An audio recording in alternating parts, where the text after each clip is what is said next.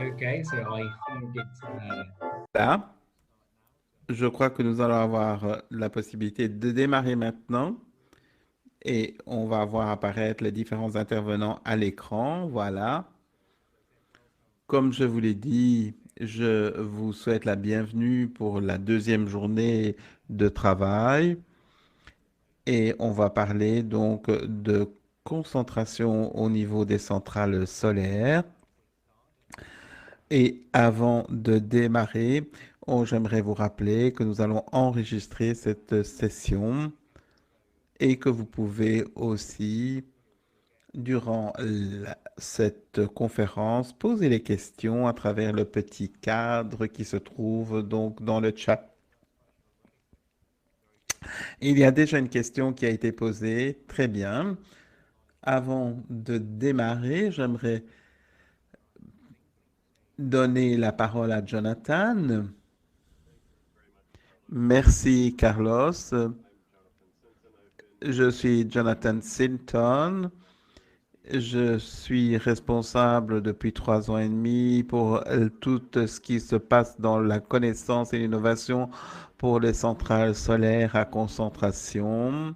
Et je suis très heureux de voir que nous avons ici un panel de spécialistes qui ont toute la connaissance en la matière et des experts et des orateurs sur le sujet, sur la question de concentration de chaleur et spécifiquement pour l'industrie dans l'énergie solaire.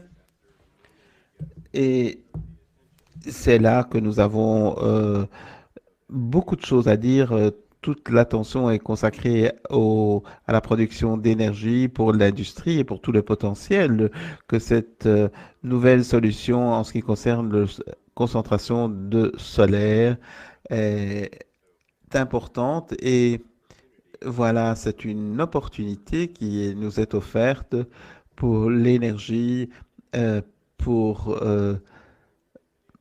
en fait des pays qui ont qui font partie de la ceinture du soleil et qui ont cette possibilité. Les prix en fait sont assez bas pour le pétrole, mais nous ne savons pas que lorsque ceux-ci vont augmenter à nouveau, quelle sera la concurrence et la Banque mondiale et les institutions financières je crois, vont s'intéresser beaucoup plus à l'électricité solaire et à la valeur du prix des ressources lorsqu'il y aura des changements au niveau du prix du solaire. Voici le premier panel avec personnes de la région concernée qui offrent des opportunités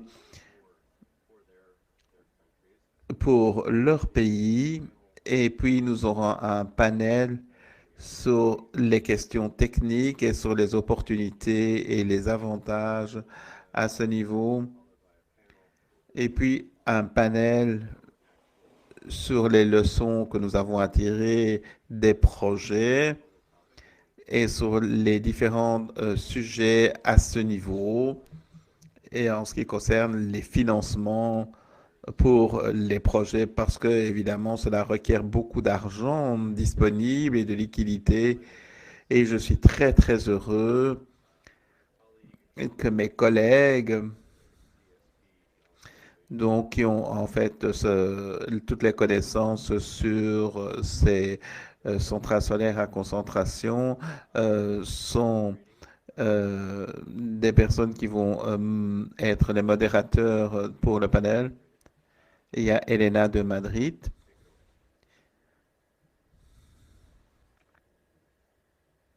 Voilà, Elena, vous avez la parole. Hello. Voilà, merci beaucoup. Merci beaucoup, Jonathan.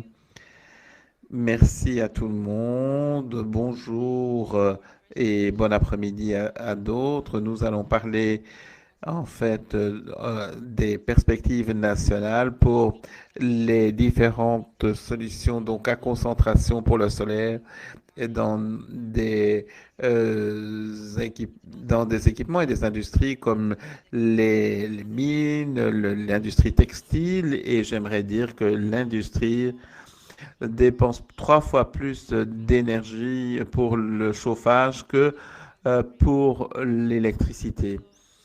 Et aujourd'hui, nous avons comme invité dans notre panel pour parler de leur perspective nationale. Nous avons M. Abadi de l'industrie de journée, Fatima Alifa du Maroc.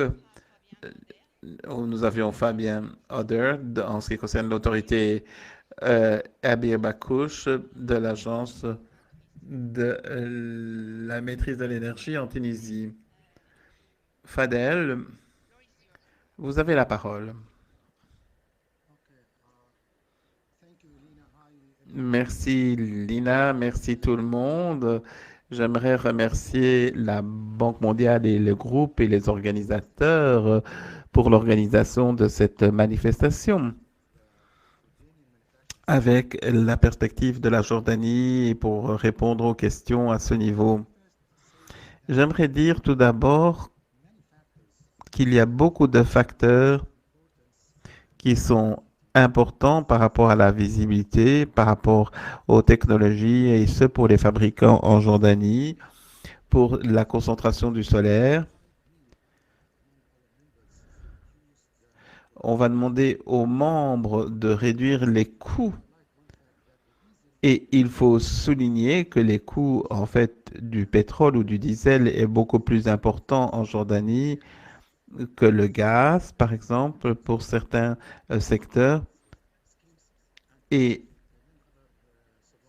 et aussi pour les pays environnements qui, les coûts, en fait, du gazole.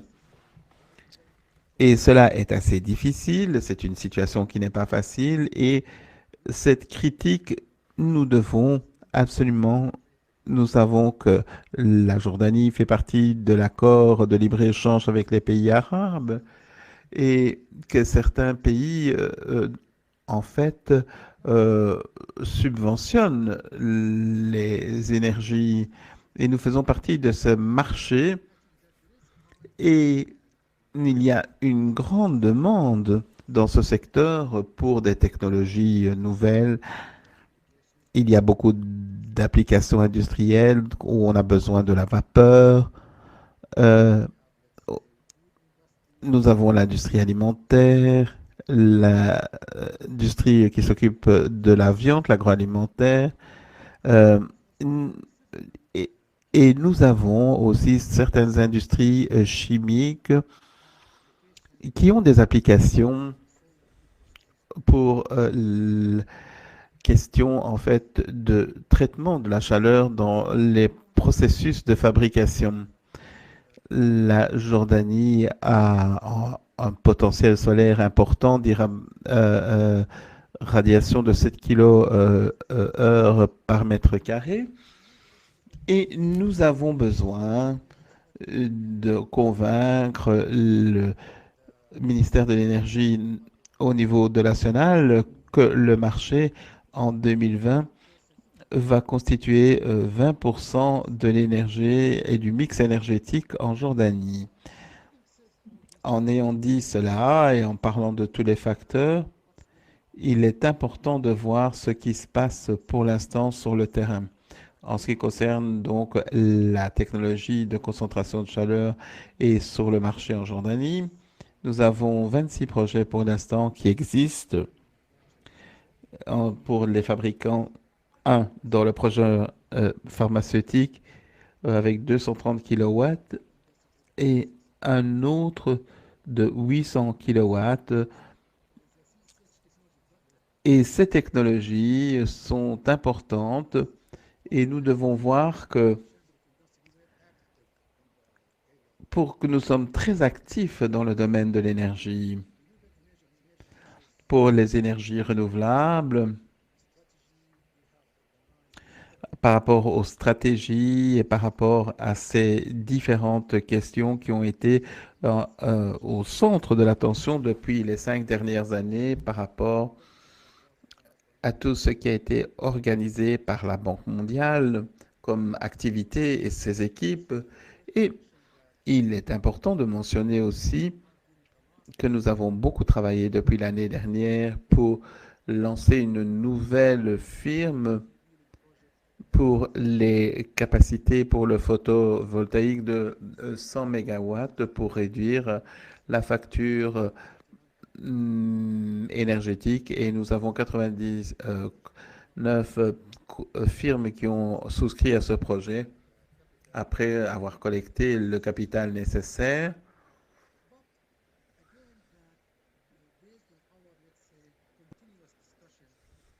Nous allons continuer ces discussions avec les différents acteurs et fournisseurs du secteur au niveau national. Et on peut dire que les défis auxquels nous sommes confrontés sont les technologies de pointe, en particulier par rapport aux investissements énormes qui doivent être faits dans ce secteur. Et aujourd'hui, dans le marché local, nous avons des entreprises qui peuvent fournir des solutions techniques et des solutions en ce qui concerne la chaleur qui peut être fournie et les solutions aussi sur le leasing pour les prêts pour pouvoir avoir des transferts de modèles et la visibilité à ce niveau n'est pas assez attrayante pour les entreprises pour l'instant. Et c'est ce que nous avons entendu de la part de nos membres lorsqu'ils comparent le retour sur l'investissement par rapport au gazole. On doit attendre à peu près 3 ou 4 ans, mais si on voit en fait les combustibles qui sont chauffés, on, on parle d'une période de retour sur l'investissement de 7 ou 8 ans. Et si on voit le gaz, par exemple, ce retour sur investissement est un défi pour les entreprises, pour les membres et pour l'incertitude qui règne sur les marchés locaux. Et cela rend les choses difficiles par rapport aux différentes issues et questions mentionnées. Le marché n'a pas une vision claire de ce que l'on attend et au niveau régional et politique, il y a de nombreuses barrières tarifaires par rapport à ces questions, par rapport au marché syrien et à d'autres marchés qui sont importants à ce niveau. Et toutes ces questions sont importantes par rapport aux intérêts, par rapport aux questions, par rapport à la technologie. Et ceci pour vous mettre en lumière ces questions et comment nous allons gérer ces opportunités. La technologie par rapport à cette prise de conscience, par rapport à la capacité de nos membres et de voir comment nous pouvons avoir des encouragements à ce niveau. Nous devons lancer de nouvelles initiatives avec les différents acteurs au niveau national pour pouvoir, dirons-nous, lancer ces nouveaux schémas d'investissement pour nos membres par rapport à des subventions. 10% en fait pourraient être consacrés pour encourager les entreprises à investir dans le solaire à concentration et avoir des projets pilotes pour subventionner pour les facteurs manufacturiers ou les fabricants. Nous avons besoin d'avoir des projets pilotes par rapport à ces questions et aussi, par exemple, dans l'industrie agroalimentaire, c'est très important. Nous avons besoin de comprendre au niveau des produits chimiques comment on va travailler. Ces projets sont importants et voir comment nous allons travailler. J'aimerais vous dire que nous devons avoir une coopération avec tous les différents partenaires et acteurs du secteur et nous aimons aussi bénéficier de l'expertise des pays qui sont déjà plus avancés à ce niveau pour les investissements pour l'industrie manufacturière. Voilà ce que j'avais à vous dire.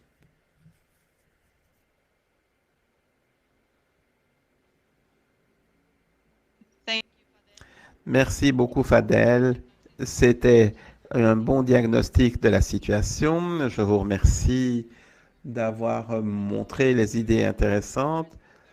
Et je sais que dans le secteur de l'électricité, la Jordanie a été en fait un des premiers à changer les choses et j'espère que vous serez aussi un des premiers pour le secteur de l'industrie. Maintenant, nous allons avoir Fatima Alifa. Euh, Fatima, bonjour tout le monde. Merci pour cette réunion importante et ce programme.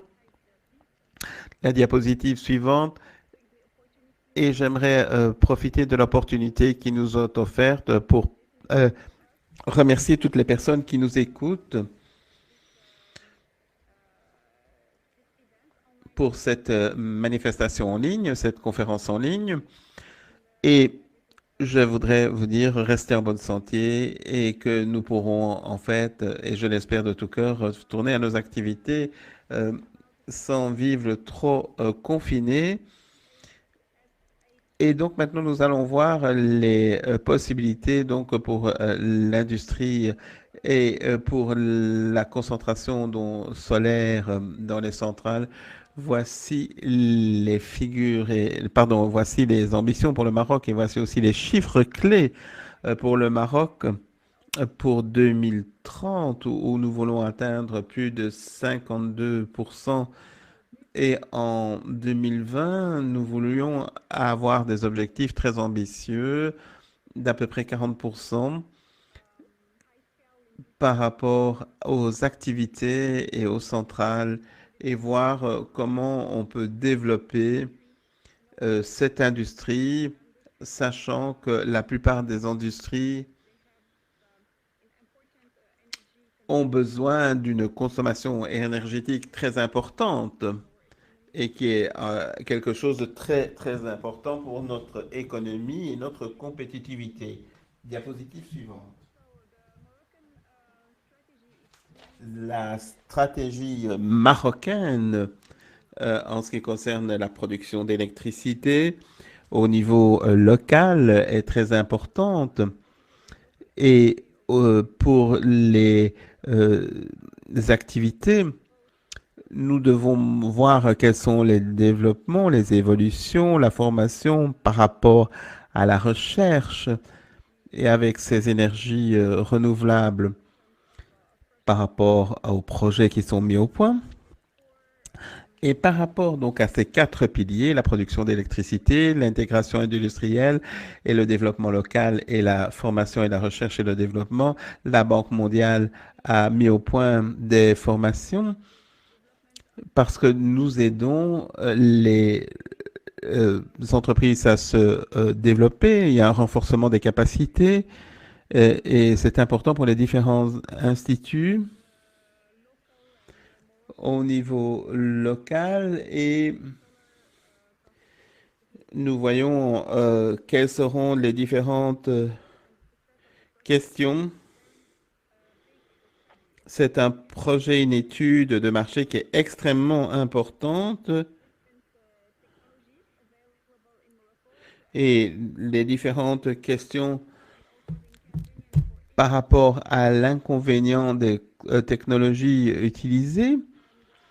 Et il faut bien comprendre pour chaque industrie au Maroc quelles sont les températures utilisées pour les procédés de fabrication et voir quels sont les différents critères et zones qui font partie de ce programme pour opérationnaliser ces différentes demandes en énergie pour les températures. Et avant de lancer ce programme, nous avons eu 2 niches et 2 projets pilotes pour la COPAC à Taroudant au Maroc, pour l'installation de 50 kilowatts au niveau du thermal qui, en fait produit 112 mégawatts par an et ça grâce à l'énergie thermique et un chauffage donc pour toutes les questions des produits laitiers et ce projet a été financé par Mazen et l'agence allemande GIZ. Nous avons en fait une économie de 10 873 mètres cubes par an et un autre projet à Ilbaha euh, pour les technologies innovatives au niveau des paraboliques cylindriques avec des miroirs curvés et qui nous permettent d'avoir un programme qui réduit la facture énergétique. Comme vous pouvez le voir, la répartition et la clé de répartition par secteur, nous voyons que l'industrie est une des industries qui consomme beaucoup de chauffage et d'énergie pour le chauffage. Et ceci est important parce qu'elles ont besoin en fait de hautes températures. Et donc nous avons analysé les différents secteurs au Maroc. Pour chaque secteur, nous avons fait une étude sur base des différents domaines par rapport à ces entreprises et pour aider le Maroc à comprendre et ce dont nous avons besoin en termes de chaleur, en termes de vapeur et voir ce qui était important par rapport aux différents projets en cours. La suivante, je vais parler du potentiel à ce niveau et je vais parler des différentes informations, mais il est important que nous fassions ce travail ensemble pour bien comprendre comment ces questions seront importantes avec les technologies adaptées, celles qui profiteront au niveau de l'industrie chimique, métallurgique et l'industrie textile. Et voici, comme vous le voyez, nous avions eu 5 entrevues avec l'intention de bien comprendre ce qui était important, quels étaient leurs besoins. Nous avons, par rapport à la Banque mondiale, sélectionné toute une série de projets par rapport au déploiement de ces différentes questions. Nous avons reçu 12 propositions et par rapport à ces 12 propositions, nous en avons sélectionné avec la Banque mondiale et voici la diapositive suivante. La suivante, voilà. On a présélectionné certaines entreprises qui sont très importantes par rapport à ces critères. Merci. Nous avons sélectionné les entreprises et nous avons estimé le potentiel du marché au niveau économique et les bénéfices qu'ils pourront en tirer par rapport à la technologie, comment cela va impacter la production et la consommation d'énergie. Voici la diapositive suivante. Comme vous pouvez le voir, cette étude a été basée sur la compétitivité de la technologie et toutes les entreprises ont bien compris qu'il était important de voir cette valeur ajoutée au niveau de la compétitivité, mais aussi les répercussions à ce niveau avec les technologies par rapport aux barrières, par rapport au financement, et nous devons comprendre quelles sont les questions auxquelles on doit répondre, quelle est la bonne technologie, quels sont les défis, qu'est-ce qui est important pour nos besoins, quelle est la consommation du marché, et avoir une idée par rapport à l'espace que ces technologies vont occuper parce qu'elles occupent beaucoup d'espace.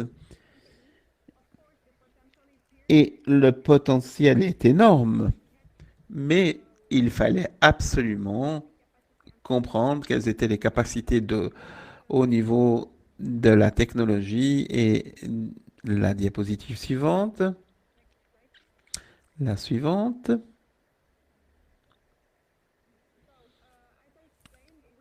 Donc, je vais expliquer ces subventions à petite échelle pour toutes les industries et toutes les entreprises que nous avons analysées. Diapositive suivante, la suivante. Comme vous pouvez le voir,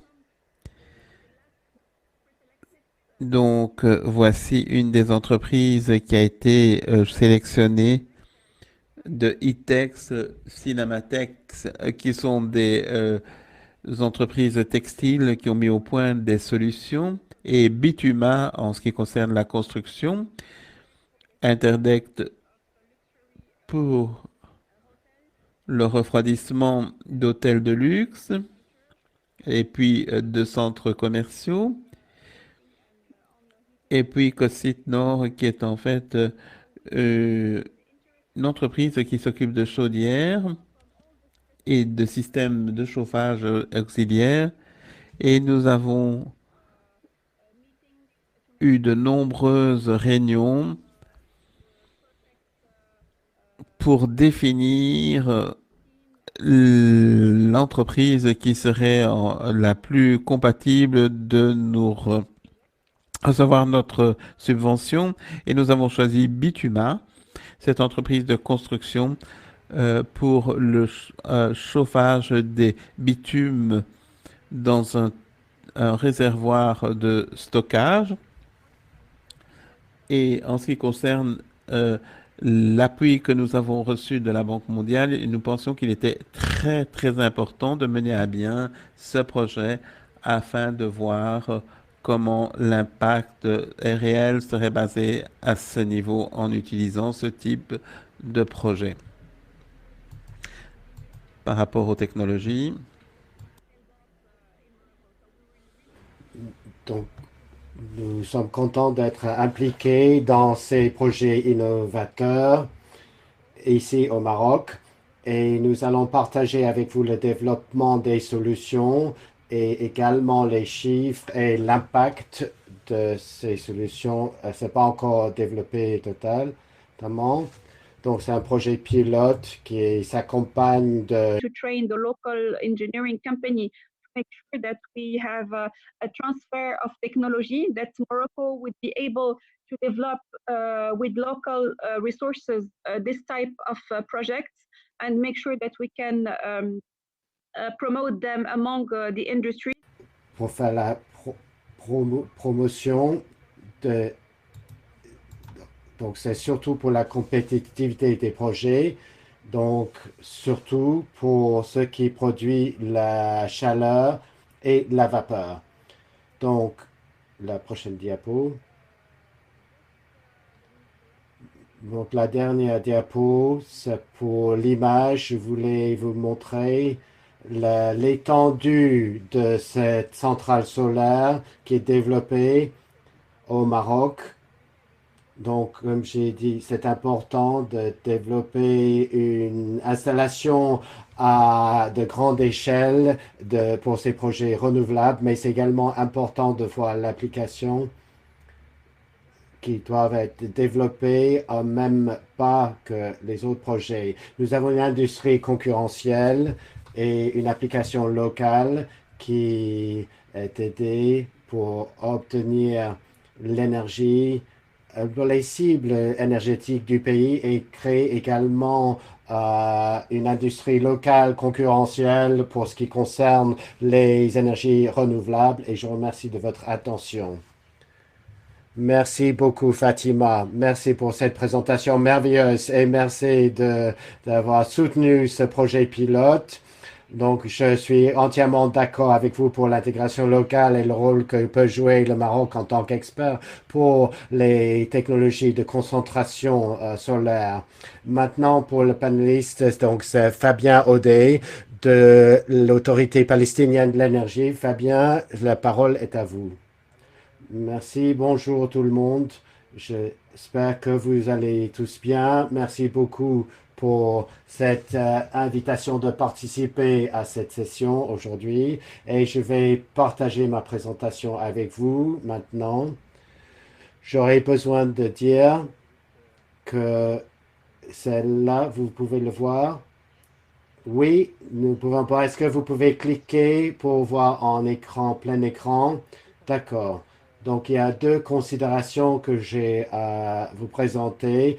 Pour la chaleur et l'énergie solaire, c'est assez difficile en Palestine. Nous n'avons pas de capacité installée pour la chaleur ou l'électricité solaire. Nous avons des études en cours et il y aurait un projet pilote assez petit, mais pour commencer à travailler dans ce secteur. Donc, je vais vous donner un aperçu bref sur la situation énergétique en Palestine parce que nous avons une situation particulière sur ce qui concerne l'énergie. Et après, je vais vous parler un petit peu du secteur industriel et comment les énergies à concentration sociale. Je m'appelle Fabien, je travaille à PENRA, l'agence d'énergie Palestine, qui a été établie en 1995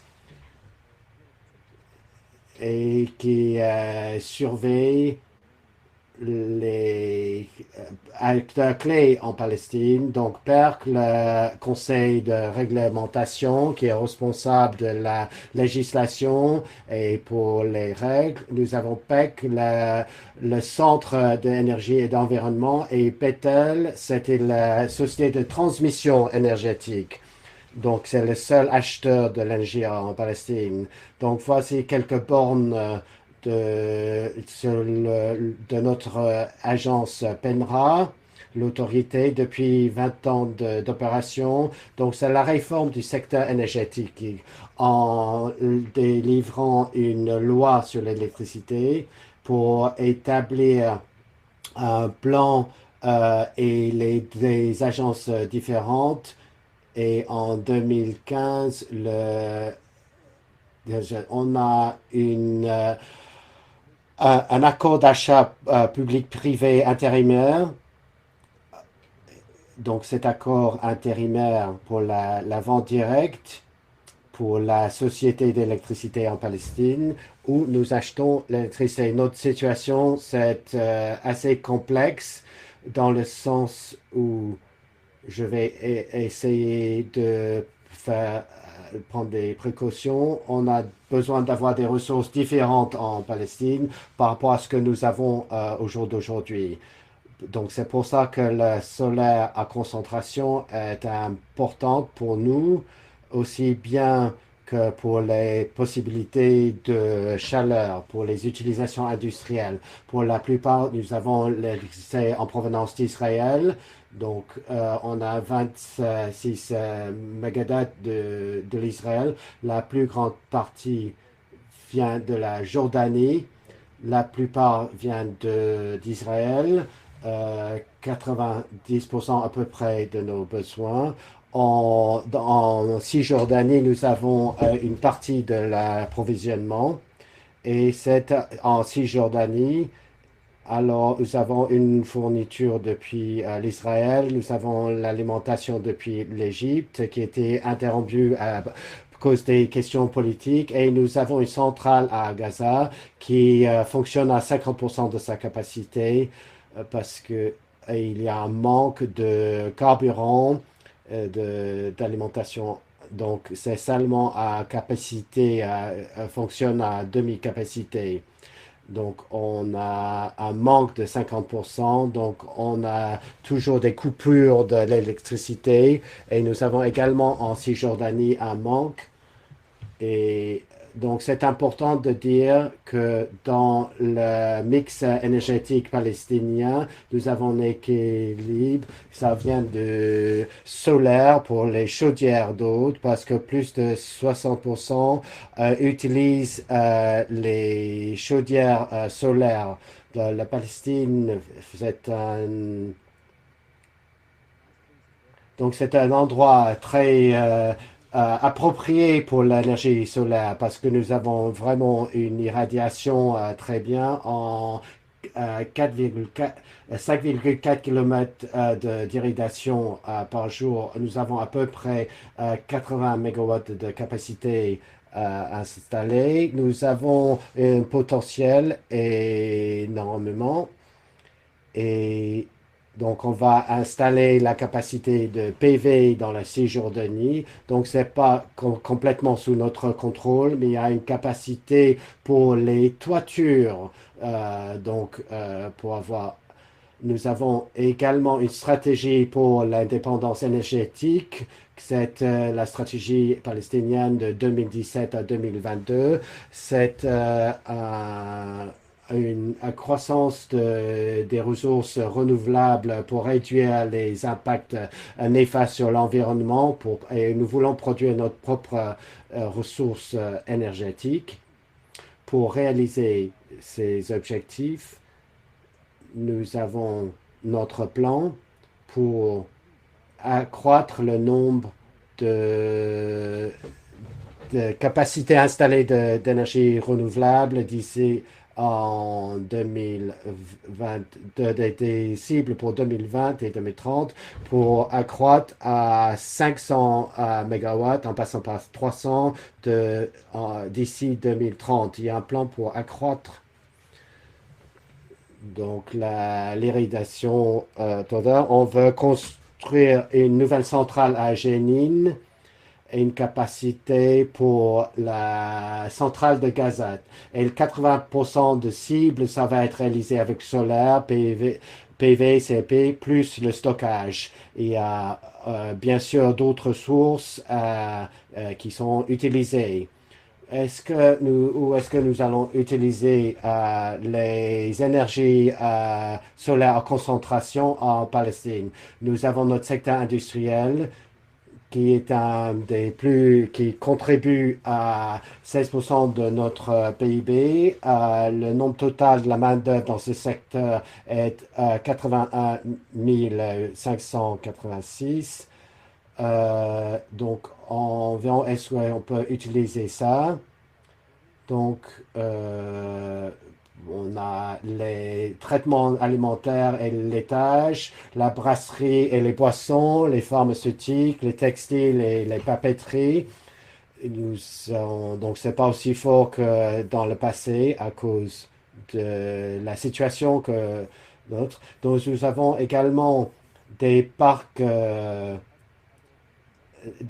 industriels agroalimentaires centralisés. Il y a besoin de chaleur pour la fourniture pour ces parcs industriels. Nous avons un parc industriel à Jenin et un autre à Tarkoumia qui est en stade de planification. Nous avons réalisé des études pour la génération de la chaleur en Palestine, surtout c'était à l'hôpital de Ramallah, donc c'est le complexe médical palestinien. Donc c'était une société à la race qui a produit les glaces et aussi une société pharmaceutique. Donc c'était pour une zone industrielle. Donc c'est l'hôpital principal à Ramallah.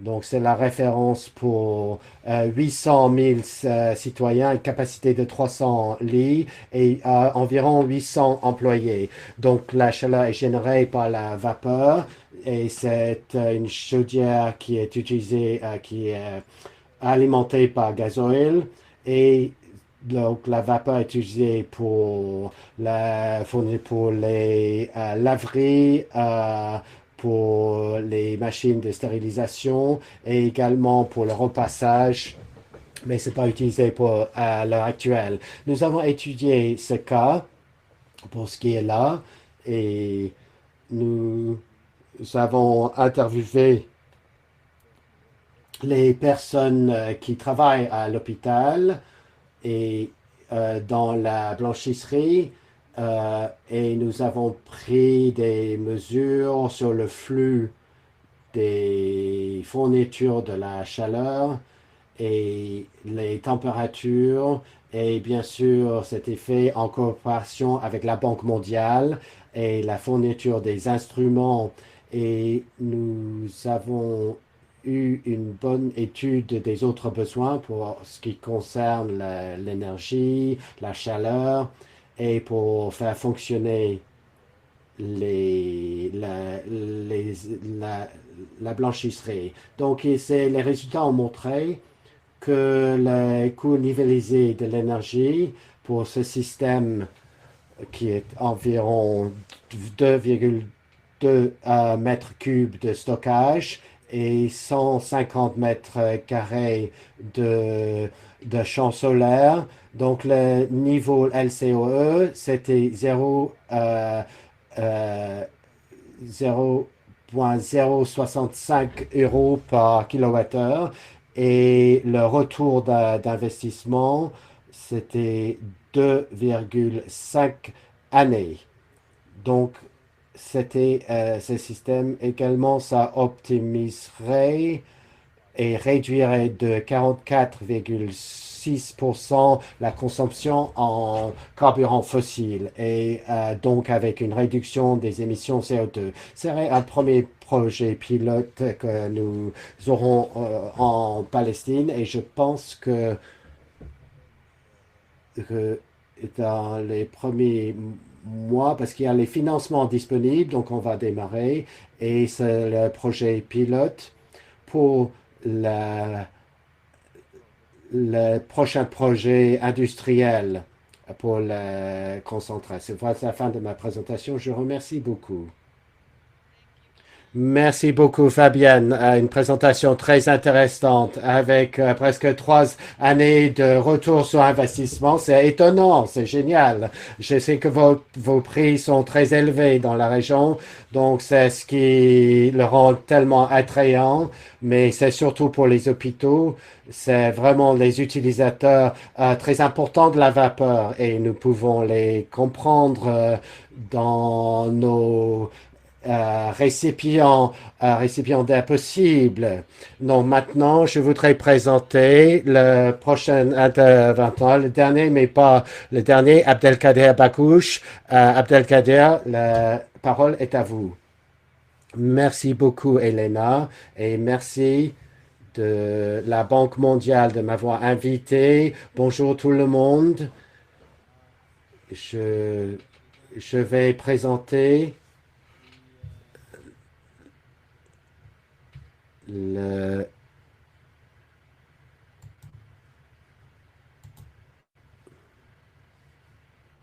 OK.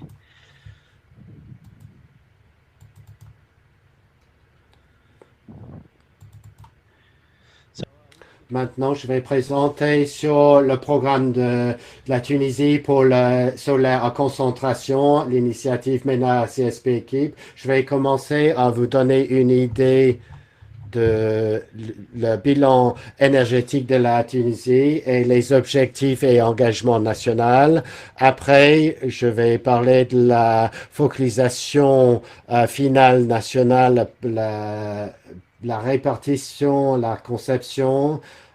Après, je vais parler de l'initiative MENA-CSP, CSH en Tunisie.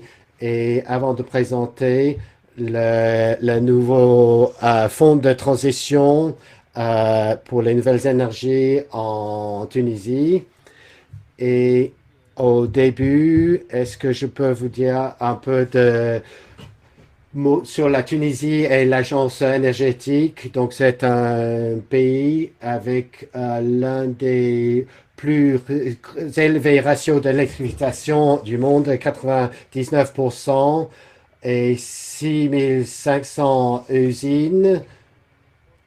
Donc, pour l'énergie nationale, donc c'était l'un des premiers agences de la région. En 85, son rôle, c'est de mettre en œuvre la politique de l'État en matière d'économie d'énergie en prouvant l'efficacité énergétique, les énergies renouvelables et la substitution. Pour l'équilibre énergétique, donc c'est un déficit depuis la 2000, donc jusqu'à 5,7 millions de tonnes équivalent pétrole en 2019. Donc, c'est un déficit de 59% en 2019 pour nos besoins énergétiques. Donc, maintenant, pour les énergies renouvelables, nous avons plus d'1 million de mètres carrés de collecteurs installés et on a 245 mégawatts connectés en plus d'autres installations hors réseau, mais c'est pas assez parce que en Tunisie, nous avons un potentiel énorme en énergie. Donc, 5 millions de mètres carrés de collecteurs solaires et 280 gigawatts de électricité potentielle. Et ça, c'est en plus de notre expérience dans la création de marchés et de développement comme le programme qui a été choisi, ProSol, le programme ProSol, qui a été sélectionné comme l'une des 5 meilleures politiques nationales en matière d'énergie solaire thermique en 2017. C'est pour cela que le gouvernement a approuvé au mois de juillet 2016 le plan solaire tunisien qui a fixé avec une cible d'atteindre 30% de capacité d'électricité renouvelable d'ici 2030 en commençant de 3% en 2016 avec de bons investissements ambitieux de 5 000 milliers de dollars avec presque de 80% qui provient du secteur privé. Donc, pour les renouvelables, nous voulons 3 millions de mètres carrés d'ici 2030 et 350 000 mètres carrés à installer dans le secteur tertiaire et industriel d'ici 2030. Donc, le troisième indicateur, donc, qui a été approuvé par le Parlement tunisien au mois d'octobre 2016, c'est notre objectif et engagement national qui est d'avoir 41% de diminution d'intensité carbone d'ici 2030 par rapport à 2010. Et le secteur de l'énergie est le plus grand contributeur à l'objectif avec 73% de réduction d'émissions. Maintenant, si vous regardez la part nationale de l'énergie finale, vous pouvez voir que dans le secteur industriel, c'est 78%, c'est plus de 2 millions de tonnes équivalent pétrole et 70% de cette consommation finale, c'est la chaleur. Donc, c'est pas, comme Elena a dit, c'est pas l'électricité, ça plus des 2 tiers sont utilisés. Donc, également en Tunisie, c'est la chaleur. Et donc, ça a été en accord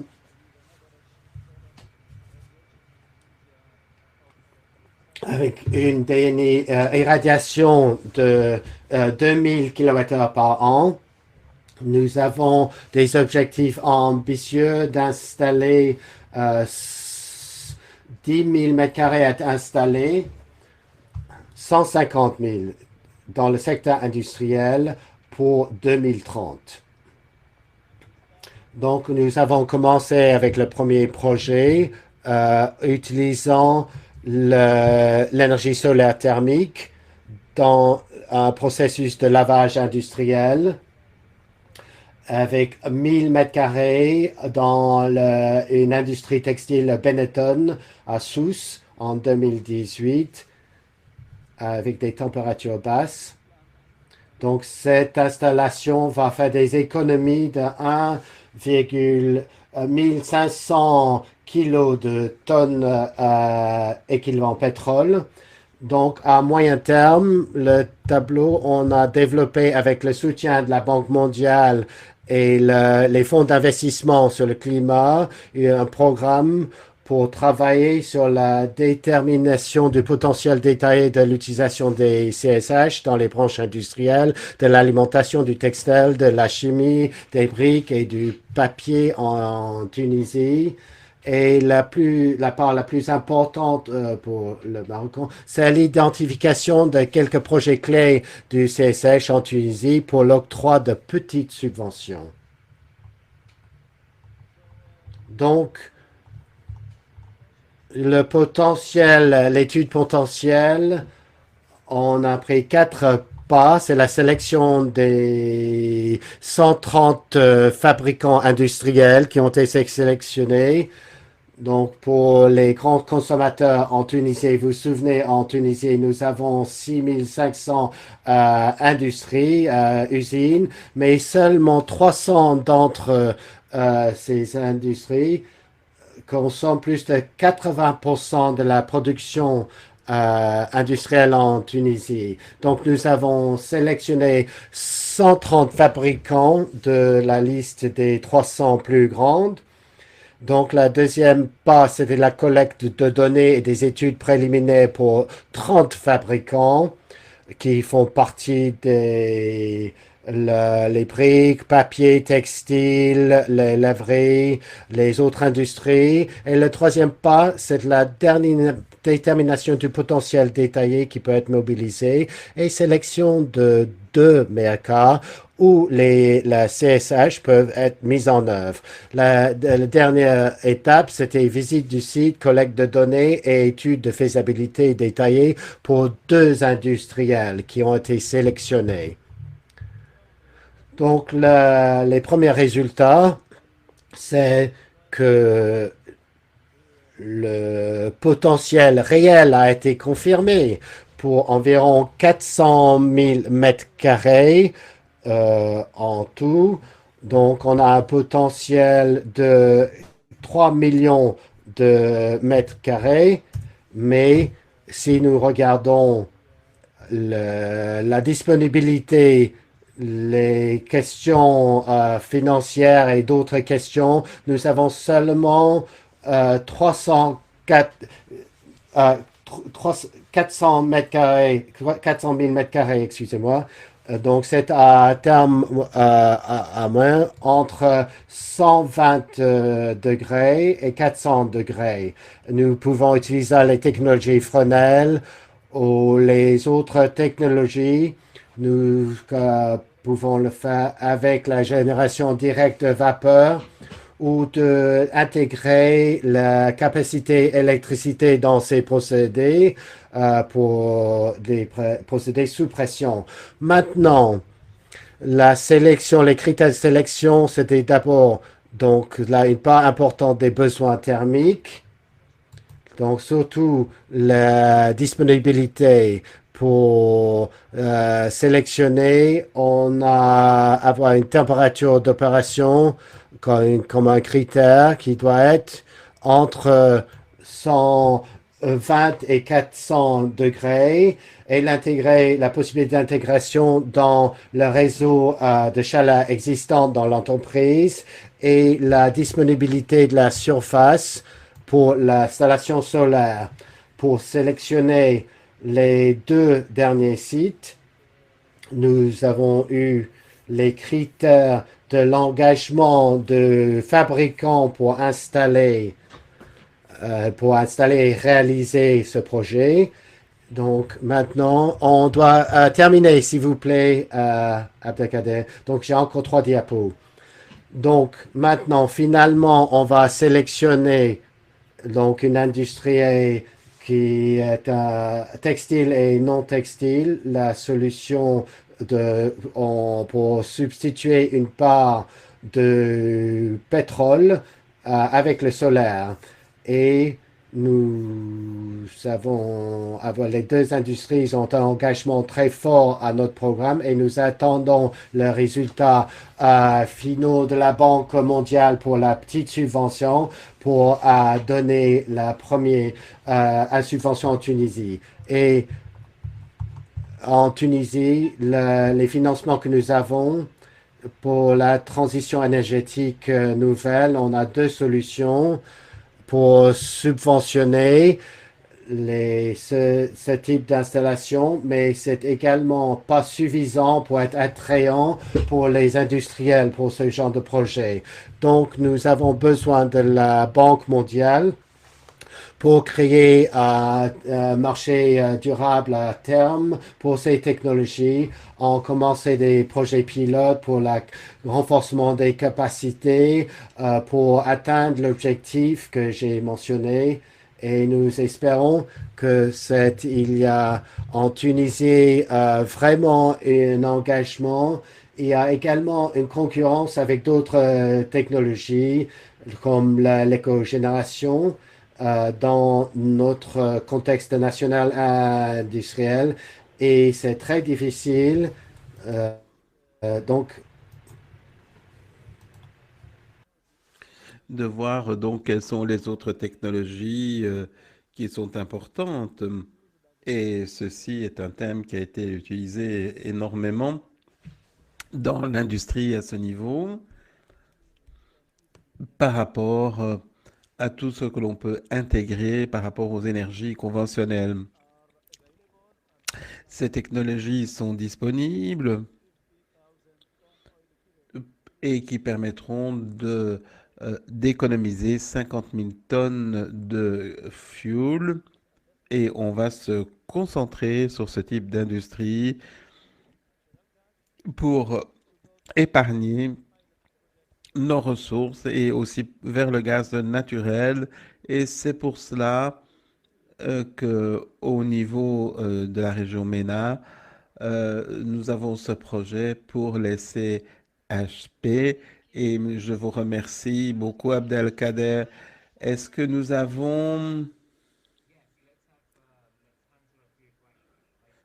allons répondre à quelques questions et merci à vous tous pour les questions posées. J'aimerais poser la même question à tous les intervenants. Est-ce que votre pays subventionne directement et indirectement ces technologies et quel est le prix payé dans le secteur industriel pour les combustibles fossiles? Donc, on va prendre le même ordre. On va démarrer avec Fadel pour la Jordanie. Merci pour la question. Depuis de nombreuses années, en Jordanie, le fuel n'est pas subventionné par le gouvernement, il est libéralisé et il y a un programme pour le diesel et les fuels lourds. Par rapport à ces différentes questions, donc il y avait 85 centimes de dollars par litre et 55 cents par kilogramme de fuel lourd. il faut souligner que les prix, en fait, ont baissé à cause du Covid-19 et de la faiblesse de l'activité économique et les prix vont continuer à baisser durant ces questions. Mais il n'est pas subventionné, il est tout à fait libéralisé par rapport au prix du baril brut. Fatim, quelles sont vos opinions par rapport au Maroc?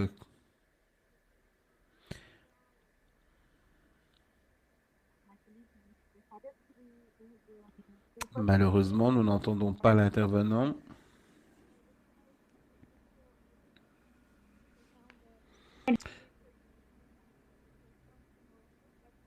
Donc, nous avons des subventions à la hauteur de 130 dirhams pour le Maroc. Mais ce qu'il est important de noter, ce sont les questions de chauffage. Au Maroc, par exemple, le gaz est subventionné. Le, le butane aussi est subventionné de 42 dirhams par kilo et le propane, lui, n'est pas subventionné.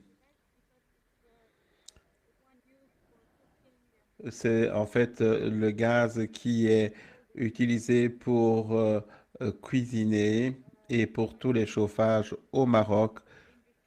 Le propane est utilisé, lui, par l'industrie.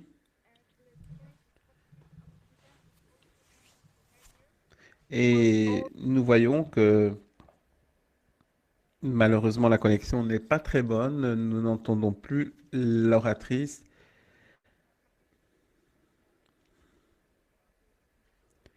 Donc, et pour l'industrie, certaines mesures ont été prises par rapport aux subventions. Je ne suis pas sûr, Fatima. Est-ce que vous avez fini parce qu'on ne vous entend pas très bien? Je ne pouvais plus vous entendre à la fin de l'exposé.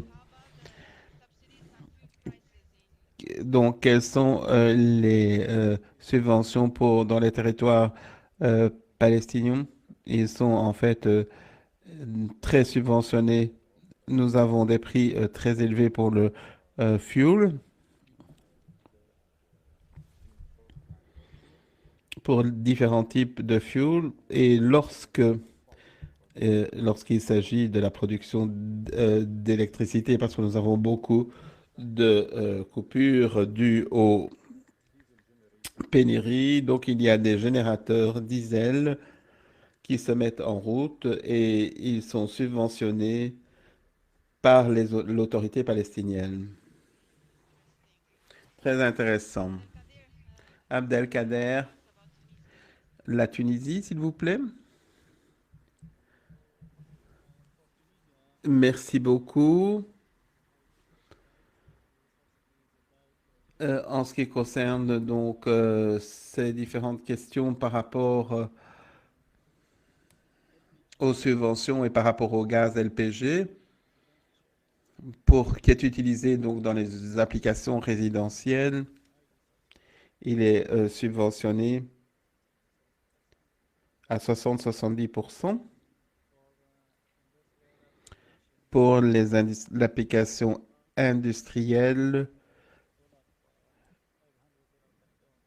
et il y a une subvention de 500 dollars par tonne. Le fuel et le pétrole est subventionné. Mais en général,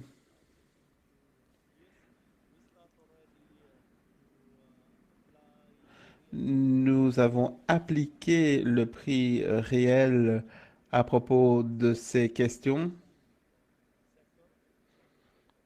telles que dans l'industrie du ciment, un grand consommateur d'énergie, et nous avons libéralisé les prix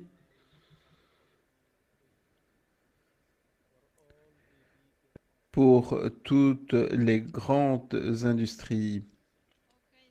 Merci beaucoup à vous tous, à tous les orateurs. Je pense que nous avons fait un bon diagnostic de toutes les barrières à ce niveau. Et il y a peut-être un manque de prise de conscience, mais comme nous l'avons vu, c'est en fait un prix extrêmement subventionné. Donc, c'est aussi un peu ce que je laisserai comme matière à réflexion pour les autres orateurs. Et je vous remercie d'avoir participé à ce panel. Merci beaucoup. Maintenant, nous allons avoir une petite pause et puis dans 5 minutes, nous revenons pour la session suivante. Merci.